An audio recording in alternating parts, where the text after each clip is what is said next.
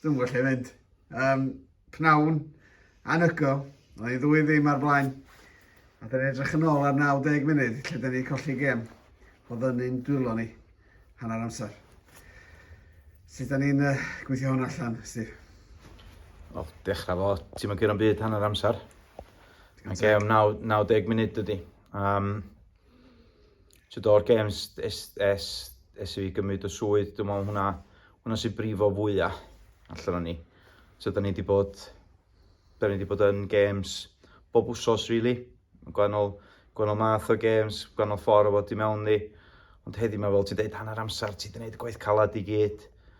Mae gyd wedyn am rheoli'r gem am yr ail hanner. Ar oedd flipio do. Oedd yr hanner cyntaf mor bêl-droed calad, digon hawdd, gols yn dod yn lle da ni ddim wedi bod yn sgorio gols.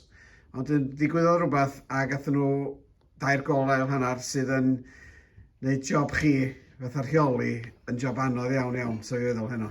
Maen nhw'n dim ffit, ifanc, willing. Maen nhw wedi dangos hynna season yma lle maen nhw wedi dod yn ôl.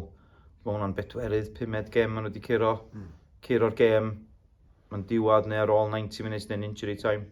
Oedden ni'n gwybod bod nhw wedi cael respons, ond wedyn, mae'n bethau bach. Mae'n penalty ar Dani, pryd mae'n 2-0 i ni.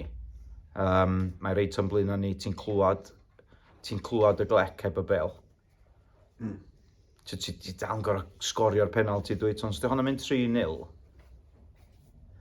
3-0 up, mae hwnna fyny dydyn nhw gleimio, which dyn nhw'n gleimio. So wedyn, mae nhw'n cael let off o fanna, mae Dani cael ei fwcio am deifio. A wedyn, ti'n gwybod wedyn, ti'n di gael respons gyda nhw ma'n ddod. Ond even pryd mae'n 2-2, ti'n cymryd y pwynt.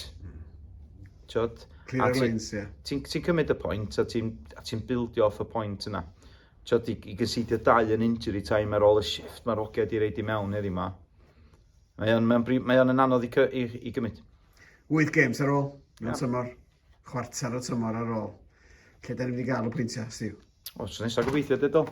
Mae rhaid i chdi gymryd bob gem. Ni'n deud rogia heddi yma, gen ti 9 cyffeinol ar ôl, mae ti 8 ar ôl wan.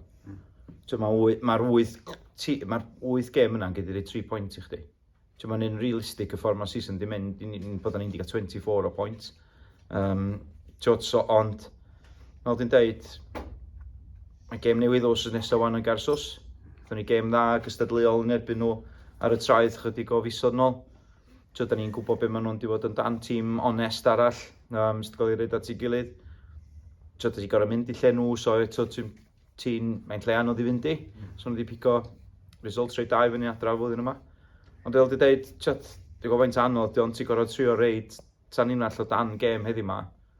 Ond i fewn i training a prepario am Garsos o'n wrth nesaf. Cwpl o anafiadau ac un mawr yn gardyn coch yn diwedd na. Mae hwnnw'n di newid y ffordd o feddwl hefyd. Yndi, ond anafiadau, suspensions yn part o ffwbol. Dyna pam gynna ni sgwad, mae gen ni sgwad mawr rwan. Dwi wedi tel nôl i fewn wrth nesaf. Dwi'n gobeithio fi Rob yn ôl yn mewn. So, wyt ti, gen ti yn y 2 injuries, gen ti suspension i delio fo, ond wedyn, dyna di pwrpas sgwad. A ti'n gobeithio wedyn o'n ogys dod i fewn os nesaf, maen nhw'n cymryd i cyfla ac maen nhw'n cadw Chris. Force empty, sad o nesaf. Gobeithio fydd i well. Ia, swn o'n well adra gobeithio di. Diolch yn fawr, Steve. Diolch ti.